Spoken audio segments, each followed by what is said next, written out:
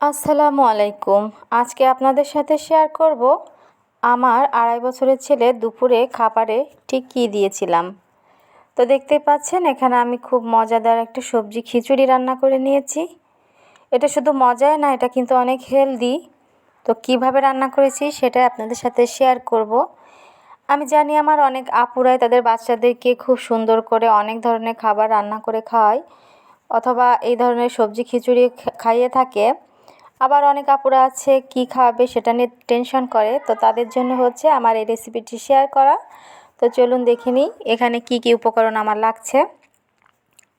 প্রধান উপকরণের মধ্যে আছে এখানে মসুর ডাল, পোলাও চাল নিয়েছি, কিছু পরিমাণে কিউব করে মিষ্টি কুমড়া নিয়েছি, এখানে শাক, যে কোনো শাক, কলমি শাক অথবা মিষ্টি কুমড়া বা লাউ শাক। তো যাই হোক, আমি হচ্ছে এখানে সমপরিমাণ চাল এবং ডাল নিয়েছি। এখন সমস্ত উপকরণের থেকে আমি ভালো করে চাল ডালটা ধুয়ে নিব, সেই সাথে হচ্ছে সবজিগুলো ধুয়ে নিব। চাইলে এখানে কিন্তু আলুও অ্যাড করতে পারেন। তো যারা ভিডিওতে একটা লাইক দেননি, প্লিজ একটা লাইক দিয়ে ভিডিওটি দেখা কন্টিনিউ করবেন। এবং আপনারাও চাইলে কিন্তু আপনাদের বাচ্চাদেরকে বাসায় এভাবে মজা করে রান্না করে দিতে পারেন, এতে করে বাচ্চারা খুব মজা করে খাবে, সেই সাথে কিন্তু বাচ্চা একটা সুন্দর একটা পুষ্টি পাবে।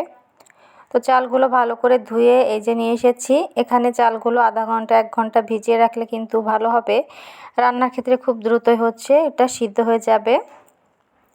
এখানে আমি দিয়েছি অল্প পরিমাণে একটু পেঁয়াজ কুচি, দিয়ে দিব হচ্ছে কিছু পরিমাণ একটা কাঁচামরিচের অর্ধেকটা, আর দিয়ে দিব হচ্ছে স্বাদমতো লবণ, পরিমাণ মতো পানি দিয়ে এখন হচ্ছে আমি ঢেকে খুব মৃদু আঁচে রান্না করতে বসিয়ে দিলাম।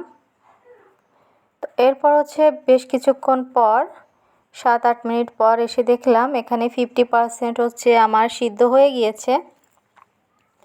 এখন এখানে আরও কিছু পরিমাণ পানি দিয়ে আমি আবারও ঢেকে দিব।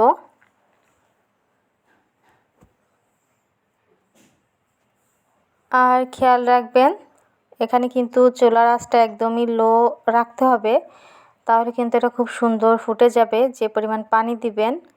এরপর 80% হচ্ছে আমার যখন চালগুলো ফুটে গিয়েছে তখন আমি মিষ্টি কুমড়ার শাকটা দিয়েছি। তো মিষ্টি কুমড়াটা আপনারা একটু আগে দিবেন, তাহলে কিন্তু ভালো হবে সিদ্ধ হতে।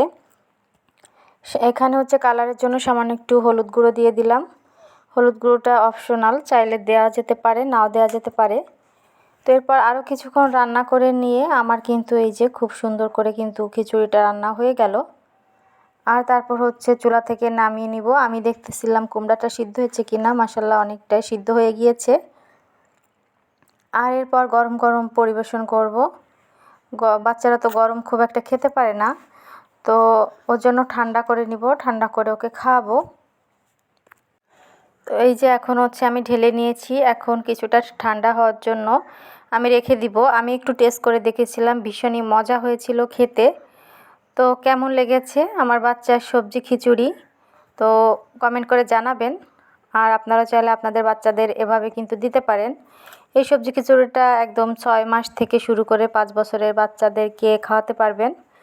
আর এই যে আমার ছেলেকে এখন খাওয়াবো, দেখতেই পাচ্ছেন ও কিন্তু মাশাআল্লাহ খুব মজা করে খেয়েছে। আর সেই সাথে সাথে দেখতে পাচ্ছেন